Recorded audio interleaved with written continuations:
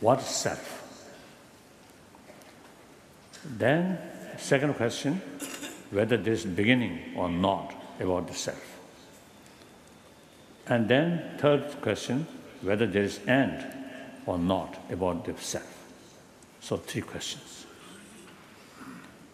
So, all visual tradition deal with these three questions. It's obvious. So, he put it in these three questions.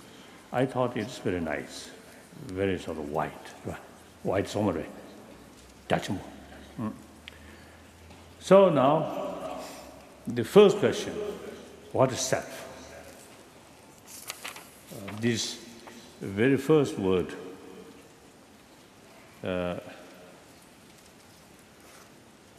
during all my Tangut day, with the wish to achieve the highest aim, which surpass even a wish-fulfilling journey, I will train myself. So now the question of I, self.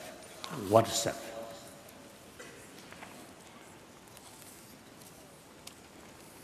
So, demarcation between Buddhism, non-Buddhism. The demarcation is Buddhism mentioned selflessness,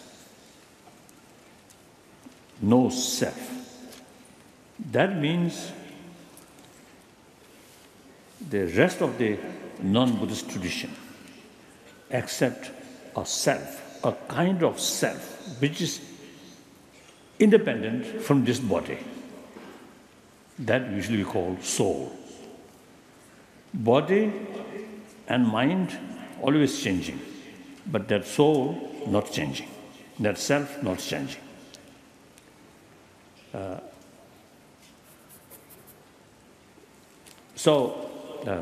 Buddhists say no such unchanging self, no sort of independent, something like owner of this body and mind. That kind of independent self, not there.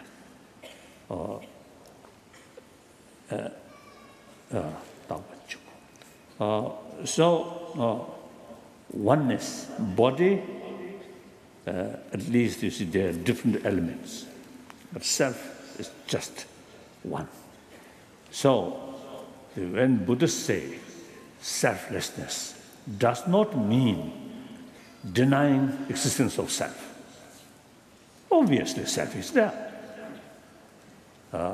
I am practicing, so I is there. If you deny that existence of that self, it's obviously illogical, right? It can be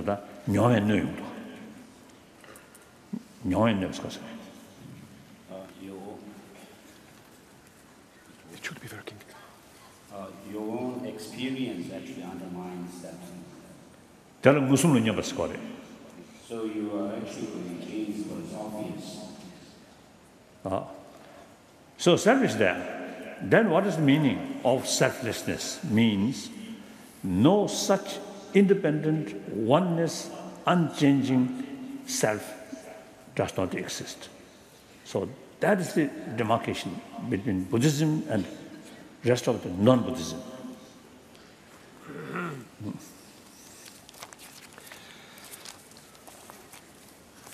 Most tehát áttérünk.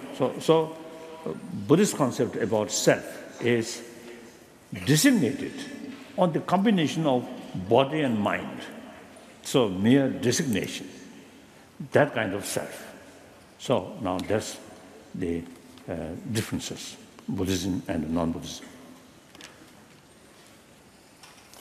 Most tehát áttérhetünk a vallásokban megtalálható második fő pillérre, a vallások filozófiájára. Ezen a területen ugyanakkor már rendkívül nagy és jelentőségteljes különbözőségeket tapasztalunk. Hadd emlékeztessek arra a történetre, ami egy hosszú idővel ezelőtt egy szent helyen tevékenykedő szufi filozófusról szól. Ez a szufi filozófus és aktív vallásos gyakorló feltette azokat az alapvető kulcskérdéseket, amelyek megítélésem szerint minden vallás kulcskérdései. Ez a 3 kérdés pedig úgy szól, hogy valójában mi az én, a bennünk lévő önazonosság, tehát a self, volt-e ennek az énnek valaha is kezdete, és lesz-e valaha is ennek az énnek egyfajta végezete. Úgy ítélem meg, hogy ezek a kérdések, mint alapvető kérdések megtalálhatóak minden fontos vallásban, de ezekre a kérdésekre adott válaszaik különbözőek, és ezek a különbözőségek adják a fő különbséget a vallások között. A buddhizmusban, hogyha központi jelentőséget tulajdonítunk annak, hogy képezzük magunkat, tehát képezzük azt az ént, azt a selfet, ami bennünk van, akkor az előttünk lévő szöveg alapján is, aminek az első versszakában ezt megtaláljuk, fel kell tennünk a kérdést, hogy mi az az én azonosság, mi az a belső self, amit itt képezni törekszünk. Ennek alapján meg kell vizsgálnunk, hogy miről is szól tulajdonképpen a buddhista tanítás a self nélküliségről. Mit jelent az a buddhista vallásos tétel, hogy a self, az én tulajdonképpen nem létezik? Ennek a kérdésnek a taglalását más fő vallásokban is megtaláljuk. A többi fő világvallás azonban alapvető különbséget mutat a buddhizmussal abban a tekintetben, hogy hisznek egyfajta független, minden mástól független és soha meg nem változó, soha el nem múló énben. Bizonyos vallások ezt az múlhatatlan és változhatatlan ént vagy szelfet léleknek nevezik, más vallások más névvel illetik, mindenképpen abban hisznek ugyanakkor, hogy állandó változáson megy keresztül a tudat, állandó változáson megy keresztül a test, ez a belső önazonosság, ez a self, ez az én ugyanakkor soha nem változik és soha nem múlik el. A buddhizmus abban mutat alapvető különbséget ezekhez a világvallásokhoz képest, hogy nem hisz egy ilyesfajta soha nem változó, minden egyébtől független énben vagy selfben. Az alapvető buddhista tanítás azt tartja, hogy nincs a tudattól és a testtől függetlenül létező és minden mástól független self.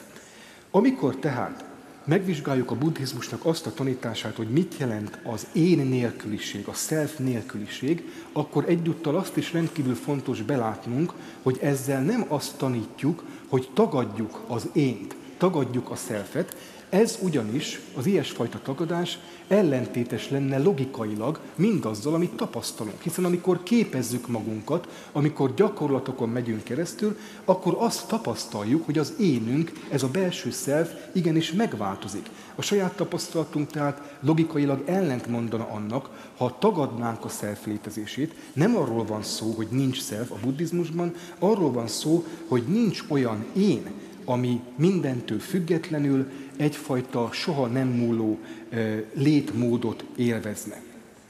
Ugyanakkor a buddhizmus azt tartja, hogy az egyetlen ilyesfajta én az a testnek és a tudatnak az együttes működésének az eredménye lehet csak.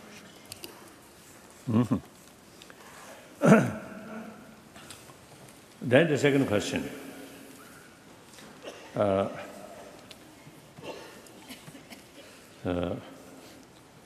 Now the question whether there is beginning or not about the self.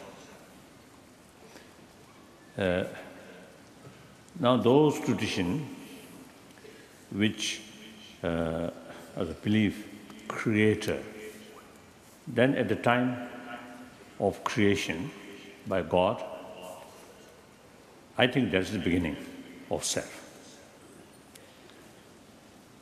So one my Christian friend, actually one, I think, Christian monk, really wonderful person. One occasion I asked him, why, according to Christianity, no previous life? this life, only this life. He answered me, because